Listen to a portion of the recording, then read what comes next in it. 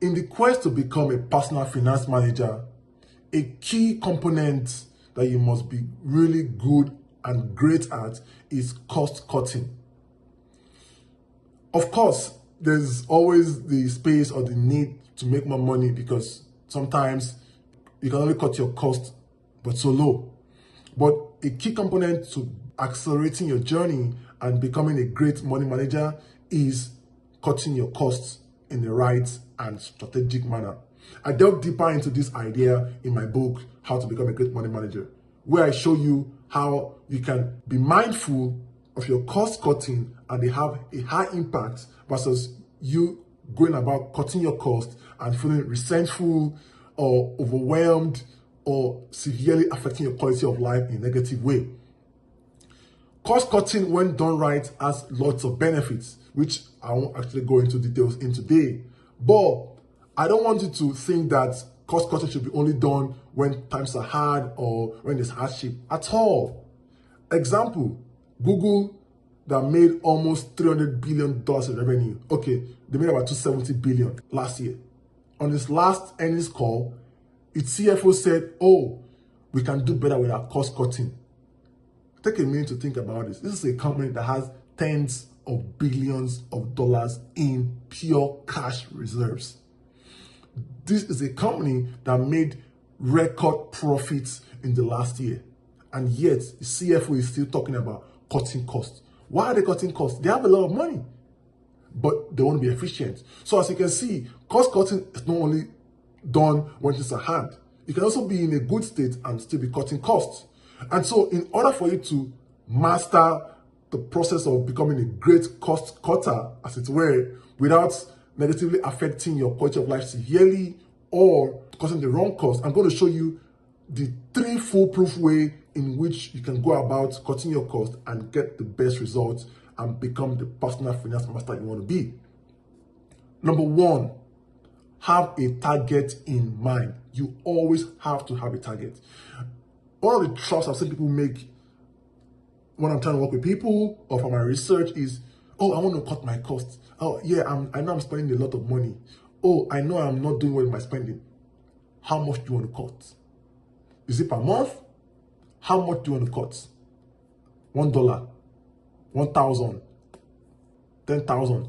Have a goal in mind. Your mind requires something like a North Star to work towards and say, okay, all right, I need to reduce my spending by $500. Magic happens when you put an amount to it. That's your first step. You want to think about how much do you want to cut? And then once you have that clear amount by how much you want to cut, the next step you want to do is put a time frame or a specific period to it. So let's take the example of you want to cut $1,000. Another mistake people make. Oh, I know I need to reduce my spending by 1,000. Okay, is it on a monthly basis or on a yearly basis? Or is it for a weekly basis? What time frame? Your mind requires all these boxes and structure so that it can begin to look for ways to achieve your goal. Take a moment and look back. Person A, I want to cut my cost. Person A earns $10,000 per month and knows they are spending their costs. They are spending more than 10K per month.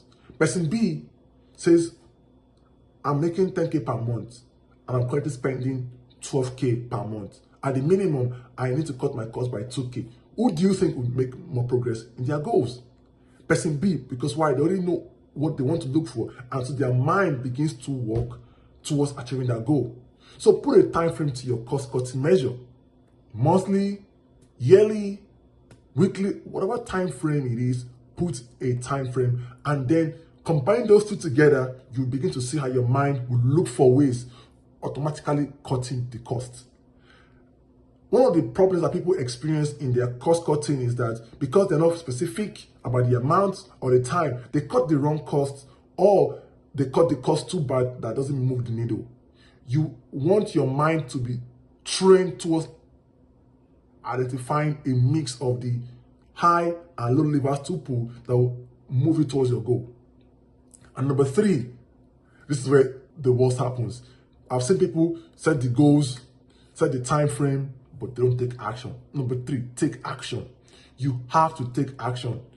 People are tied to their emotions. Oh, that spa massage I get. Oh, I need to eat out at least once a week. Oh, I want to go shopping twice a month. Stop being attached to these things. Take action. Or maybe your action is actually you're willing to cancel it, but you're just procrastinating. Oh, I'll do it next week. And the next week comes and then boom, you are hit with another subscription. Or next week comes, you are hit with another renewal. Whatever it is you are doing, take action. Because you can think all the amount you want to think, right? I want to cut my cost by $10,000. I want to cut my cost by $10,000 in 5 months. And I've identified, okay, selling my car. I've identified changing my laptop. I have looked at changing my house rent, whatever it is. But then you just sit down there and just say, man, I'm tired. Man, I love this house. Oh, I love the chandeliers. I love the vibe. Oh, my car. I love the sound of the car. You know what I mean? You have to take action. Think like these companies, right? You can say they are ruthless, they are not mindful, but at the end of the day, they are doing what is best for themselves and for their shareholders. Do the same for yourself. What is best for you? Sitting down there and wishing or getting to work on it? I'll give you 2 examples that actually come to mind clearly. Last December, I think so, yes, or sometime or earlier this year, Nike, with revenues of over $40 billion, announced that it will cut costs by $3 billion over 3 years. That is what I'm talking about. Specificity. I want to cut my cost by $3 billion and I want to do it over 3 years. And then it became easy for them to achieve the goal. How they do it? 1, lay off employees. 2, tighten up budgets. 3, slash specs. All these things, right? They're taking actions. You have to take actions to achieve your goals. Personally, I kid you not. Every end of the year, my wife and I sit down, we discuss financial plans for the next year, we lay out a budget for the month, for the year, in between, and we are good. But at the beginning of the year, we're like, oh, we can actually do better with our cost cutting. Let's think about how we can actually achieve more efficiency. That's all. Nothing was wrong. No layoff. We are both working, no issue. But we said, you know what? Let's do better. What do? We set out a target to say we want to save $6,000 by the end of the year 2024. That was our target. So specificity of amount, $6,000, and then specificity of time frame, 12 months. That was simple. $6,000 divided by 12 gave us $500 per month. So we started thinking, how can we achieve $500 per month in cost savings? We started looking at that. It was very easy for us because we thought about it. What do we need to cut in order to achieve $500 of cost savings in a month? And so it became clear to us. We cut down on some things, and then we were able to achieve the goal. And I'm telling you the truth, we are able to track towards our goal of that amount per month. All because we are specific in the amount, in the time frame, and we took action. Every month, we look at our budget. Do we achieve our goal? Taking action. Did we come down to our cost structure? Did we get to our target of $500? Some months we are above $500. We cut like $700, and some other months we cut like $350. At the end of the day, we are actually tracking towards exceeding our target. Why? Because of practicing these 3 steps. I promise you, put it into practice. I always promise at the end of my video because it's a fact. I never teach you what is not proven or what's not a fact or what's not scalable. Apply this mindset towards your cost cutting and you start seeing how to strategically achieve great cost cutting without negatively affecting your quality of life or being resentful of your cost cutting. Thank you for watching. Please like, subscribe, and share. As you know, I'm always open to your feedback.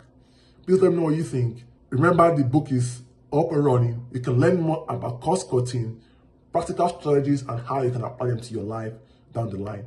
Until next time, thanks for watching. Bye for now.